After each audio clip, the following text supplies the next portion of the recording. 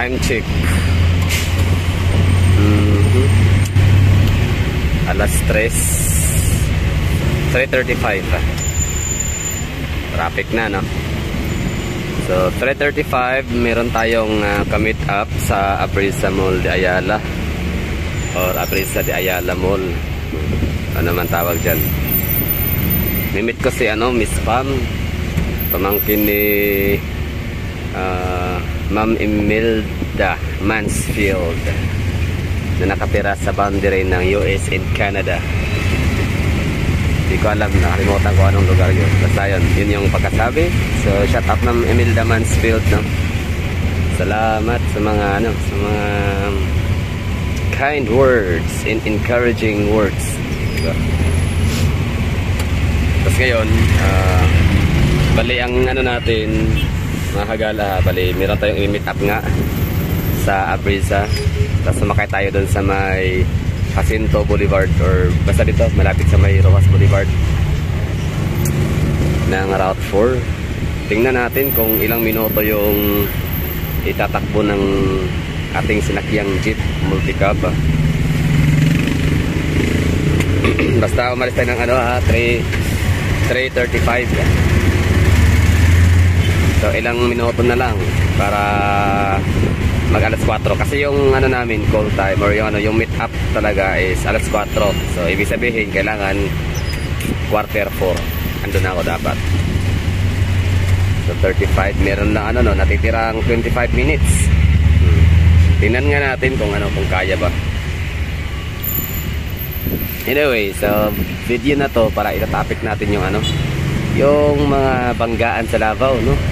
Ang dami pala naganap na mga banggaan. Palibasa kasi ako within the vicinity of Poblacion District lang kasi ako masyadong nagba-vlog. Like, hindi kasi siya ganun hindi siya ganun ka hassle para sa akin kasi taga rito lang din naman ako sa pinaka-sentro na to.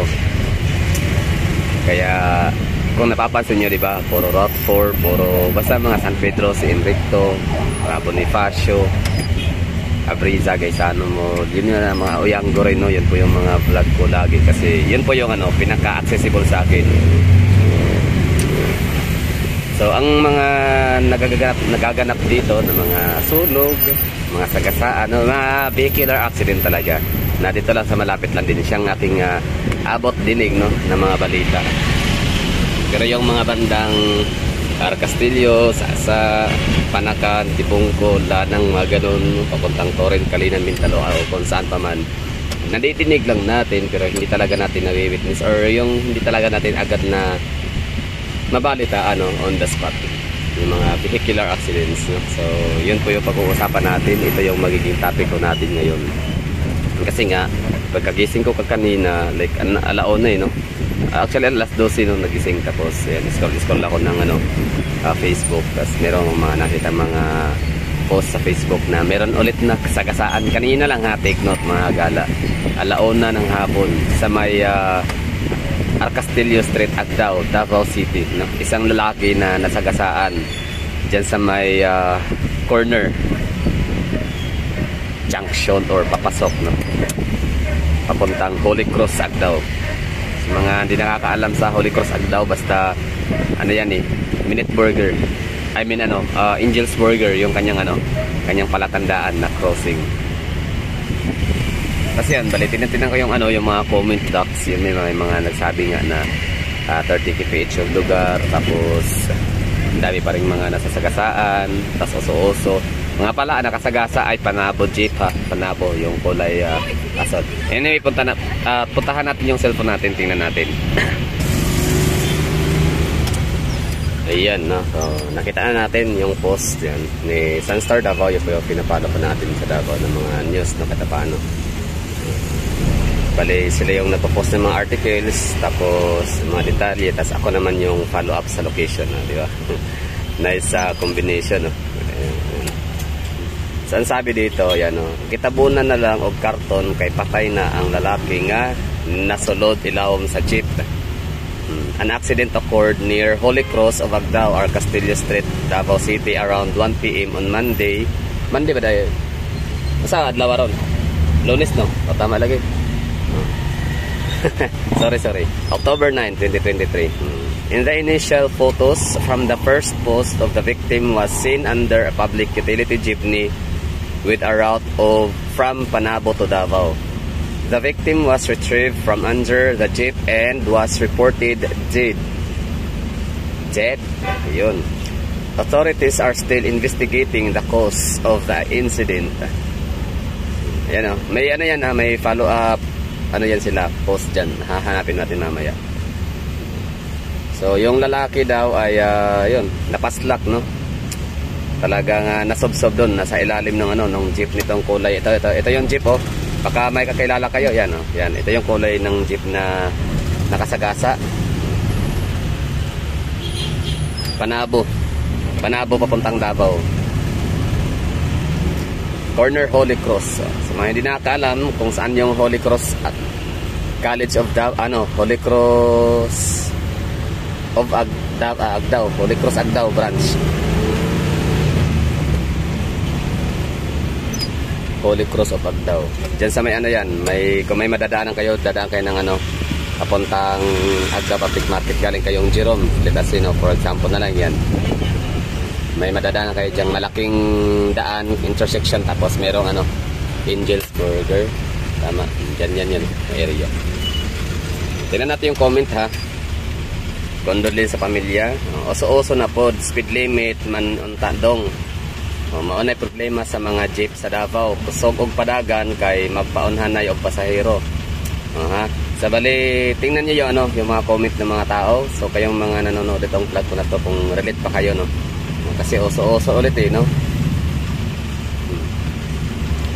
Dili tanan ha, pero napansin gyud nimo ang Panabo jeep kusog mo padagan, permi kadali murap mo padagan, permi kadali murapod og toril mental na jeep, hagoros lang ang dagan, so damay ang mental og toril. Nanayawa bagtik gyud di ay ka, bagtik mag-drive, nakaangin kinabuhi. Ako naman, experience ko naman sa mga Panabo na jeep, hindi sila tama, no? Malakas magpatakbo, tolin talaga yung mga yan. Parang exempted sila sa speed limit sa Davao. Dati pa yan, matagal na yan na-experience ko. Ngayon lang, hindi na masyadong ramdam kasi traffic na. Pero dati nang hindi pa masyadong traffic ang Davao, talagang napakalakas manakbo ng ano. Tolin yan sila kung tolin, no? Itong mga Panabo. Tapos sa ano, bayad, no?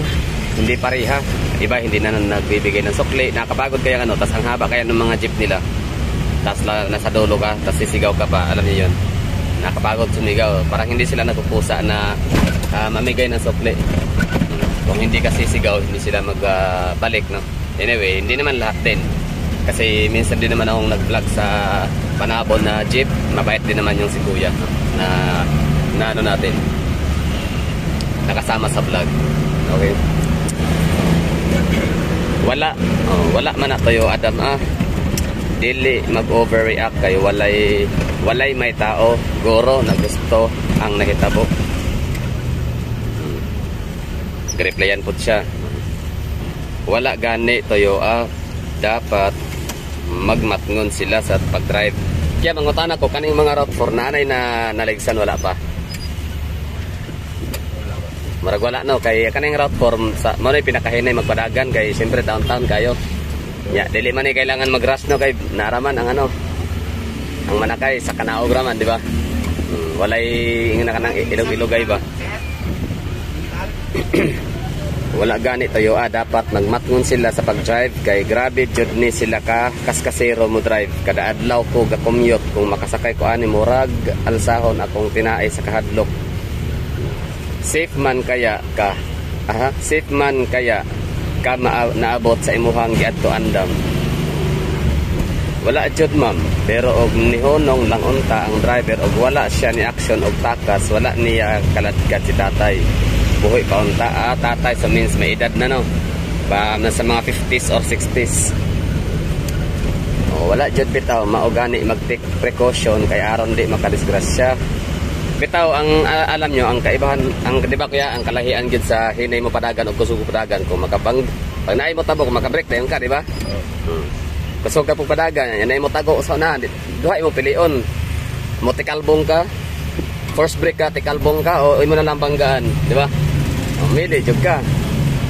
Kay kabalo man jud ka nga kusog imong dagan niya pag imo nang ikalit og brake full force di mo ang brake kana wala. Damay ko. Imong karga damay gyud di ba?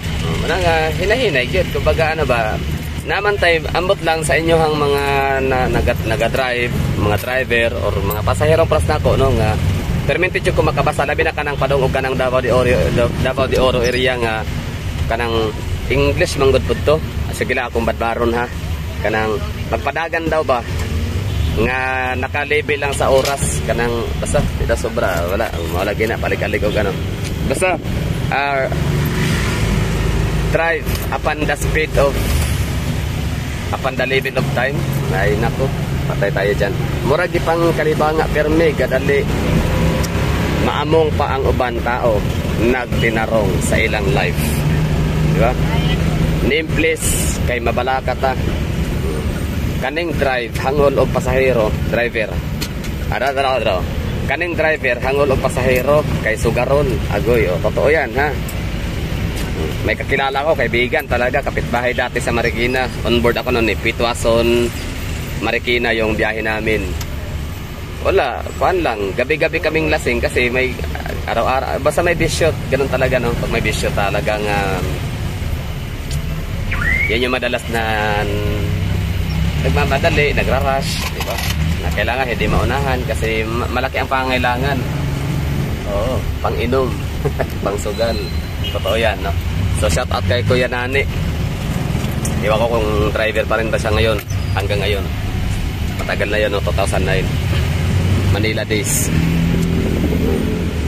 Paghilom, oy. Mura ka man kag korek hangol. Sure ka, sugarol. Pangutana dari sa barangay Tibongko. Puhisang kung sugarol ba na amo ang papa. Papa niya. Papa niya ang ang nakabangga. Diba? Ana na siya. Pero kaning comment siguro ni kaning ingon nga kaning driver hangol og pasahero kay sugarol. Pasigurado kaning man means pointing sa nakabangga. So nagreact ang anak. Sa maigo lang good. Taro nga ang comment. Okay.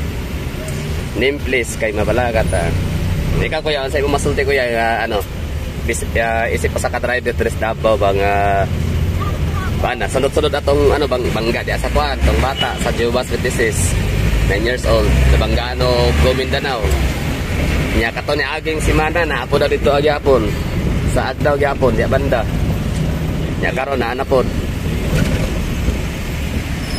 natoy nag-comment tay diri nga kuan nga yang gi shout out ang kuan LTO na kailangan na damo action.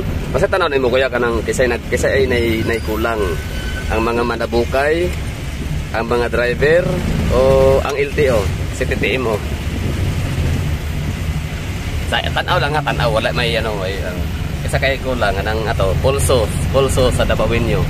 Ako napansin murag dili pud kaayo ko pwede i-blame nga pedestrian kay pag motabok ko sa una relax lang man.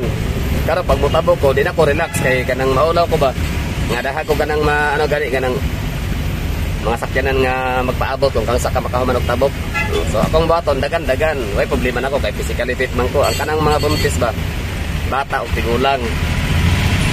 Siyempre ang mga driver maanad man na sila nga ang mga taga Davao kay murag na usab na bago kay dili na mo tabok nga murag na sala, di ba? Kung mga physically fitanan, kung sa Japan way problema kay matod pa ang mga senior citizen daw sa Japan, mga lagsik daw gyapon, kusog daw gyapon managan. Dres Pilipinas nga kusog kay mo kaog rice.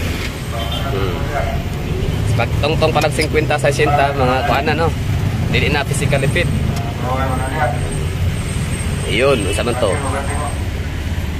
Ayun, nanay demolition team no. Very good. Lang dapat consistent sila adlaw-adlaw sila mag survey roving para ma-maintain tanawa tigno kayong dalan di ba? Tigno kayong side. Ato to pangitao tong ning comment. Katong last week Castillo pod banggaan gyapon. Naabay taga USA sa Davao di kasawit lang ha.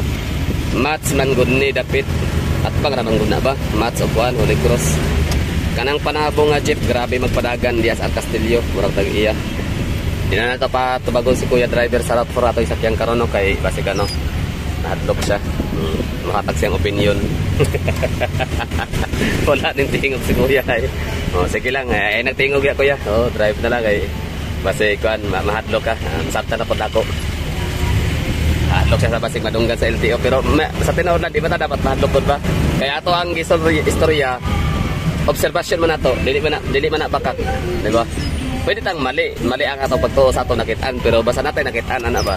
Patanaw di mo mali sa mga manabukay, mo pwede mo tanaw opinion. Pagtanaw di mo nga mali sa mga manakopay, kay manakopra pud og kanang kuan adlaw pagkagabi hapon on sa ba, wa ta kabalo. Opinion na siya opinion. So mo na siya nga tungod at sa mga atong opinion, mga unsolicited mga unpopular atawag diyan, mga unsolicited advice and opinions, views and opinions no. Magkaroon sila chance pod na mag-explain sa ilahang side nga no ingon ana. Naabay idea kinsa ang nabanggaan. Overspeeding for sure kay grabe mga oso-oso diha magpadagan. Maybe it would be good to post the name of the person who had the incident. Okay, nagsige naman lang ni Davao. Agoy, why speed limit na anaunta sa downtown Lapita dool pagyud og school. So many accident lately in Davao. LTO, it is time to do something about that. Diba?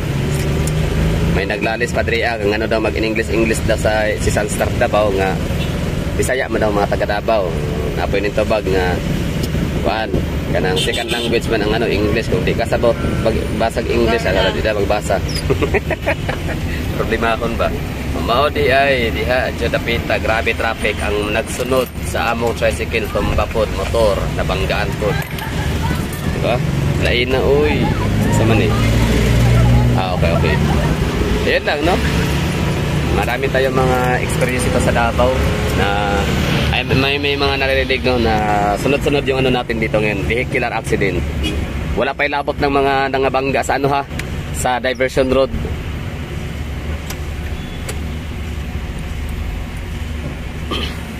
Diversion road. Isa yan sa pinakamay madaming vehicular accident. Siyempre, 60 kph good. Mabangga pagay ng napagay ma-disgrasya dre sa downtown nga 30 kph, what more sa 60 kph. Nya wala kayo manakupay, di ba? Wala dili kay siya traffic. Wala kay mga intersection. Gawas lang kung holiday or mga naay okasyon sa Davao kana kay medyo ma-traffic gyud kay mo. Ano man mo divert man og laing route ang ang uban ng mga sakyanan Kaya muli kayo mala sila sa mga main roads and main avenues para makalikay sa traffic.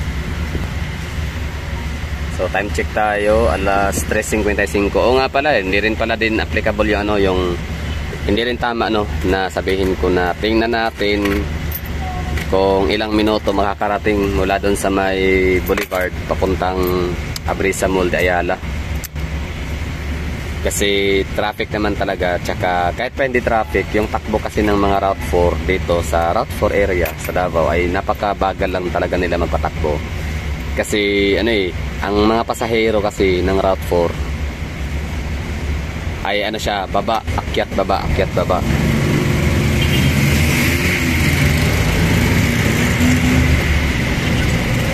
Akyat, baba, saka panaog, sa kakanaog mga pasahero sa Route 4. Kaya hindi sila nagpapatakbo ng matulin, mabilisan kasi hindi naman sila kagaya sa mga Panakan, Tibungko, Bunawan, Panabo na settings kapag kapunuan. Pag punuan yan, malamang mga long distance yung mga biyahe nila. Pwedeng rekta ng Panabo, Lasang, ganon, Bunawan, so medyo malayuan. Samantala ang Route 4 kaya nito may aakyat, may bababa, akyat baba, so yun yung kaibahan ng mga downtown routes tsaka yung mga barangay routes.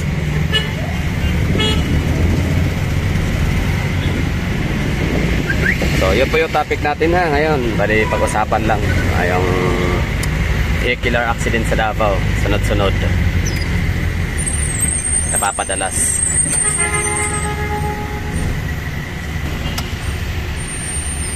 Tuloy natin yung basa kasi malapit na rin matapos ang nila, ang kanilang diskusyon Grabe, 30 kph rama na diha, basin kusog padagan. Magluya ang pasahero og 30 kph ang oso-oso. Hahaha. Oso-oso lang. Oso-oso boss. Ayun, tinag niya Land Transportation Office Region 11. Murag sa Gonson naman ni nga sa pedestrian ang disgrasya. Wala na respeto ang uban drivers karon sa pedestrian lane.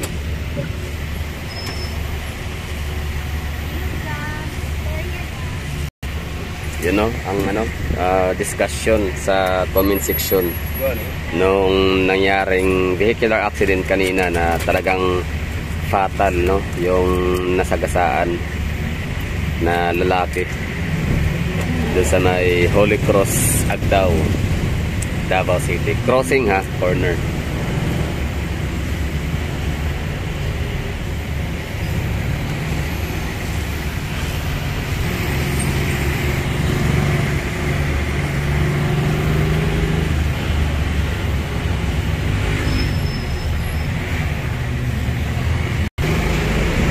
So, umalis pala tayo doon kanina, nasa 25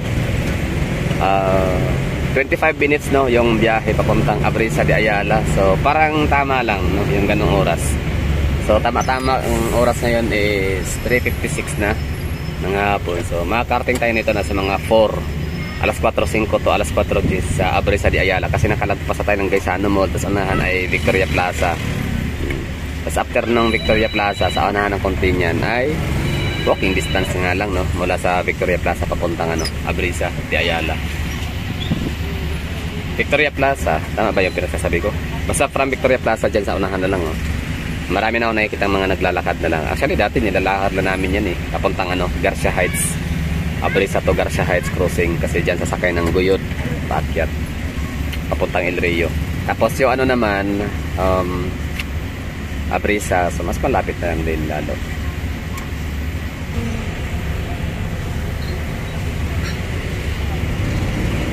Traffic tong area na rito kasi intersection.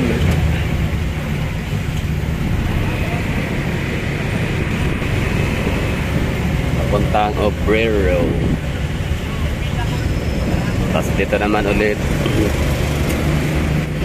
Fairlanes, Torres intersection, GP Laurel Avenue, Davao City. Lanco.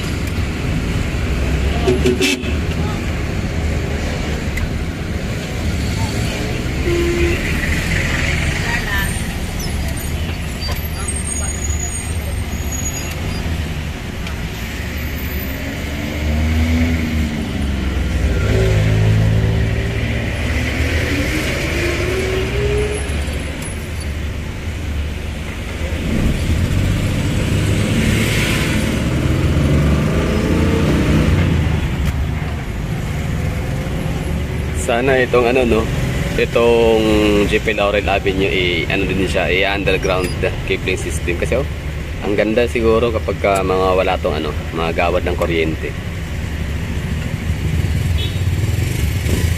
So far Quirino and GP Laurel yung aking nakita na avenue sa Davao na meron pa rin mga lumang poste ng kuryente, yung gawa pa sa kahoy.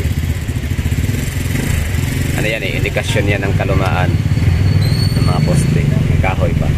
Kasi kung sa may boulevard area, Agdao, kung napapansin ninyo, di ba yung mga poste nila ay gawa na sa steel, made of steel.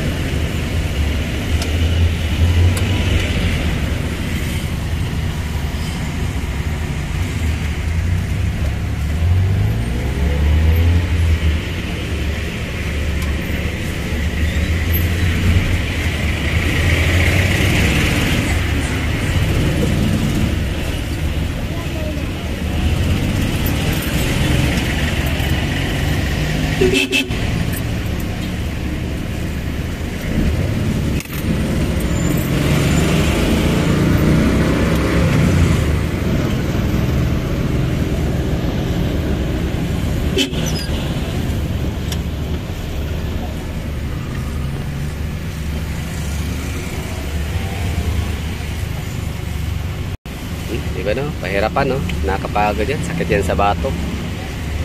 Paano na lang yung may mga ano no? Osteoporosis patawag dyan, yung sakit sa ano? Sa mga spinals, mga buto-buto, diba? Kawawa. Sakit sa ano yan? Kakayoko, batok.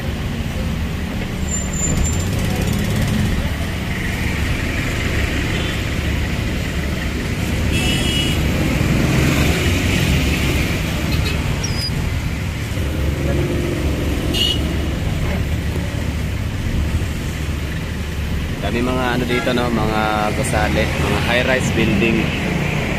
Mga high-rise.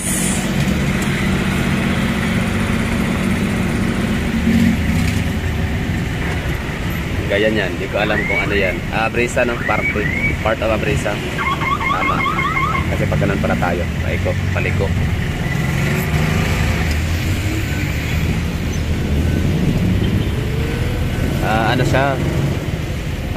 Ano siya? Avida Tower.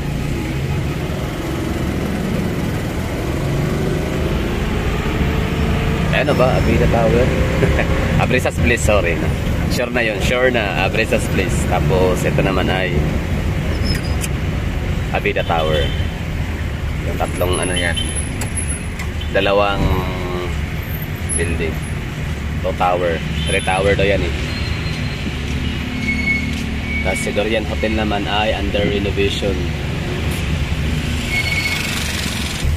Dr. Gahol Avenue or Dr. Gahol Street. DMSF.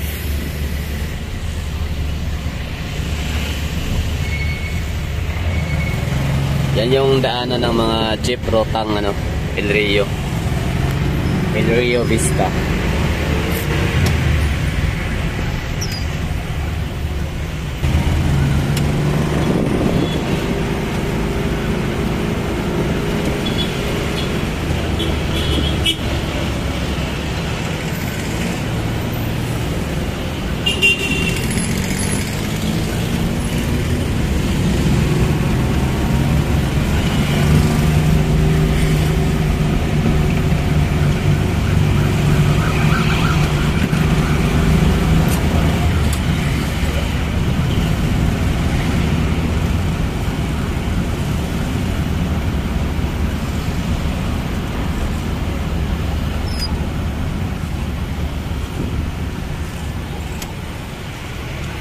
Ayun na, dito na tayo no. Maraming salamat sa mga nanonood.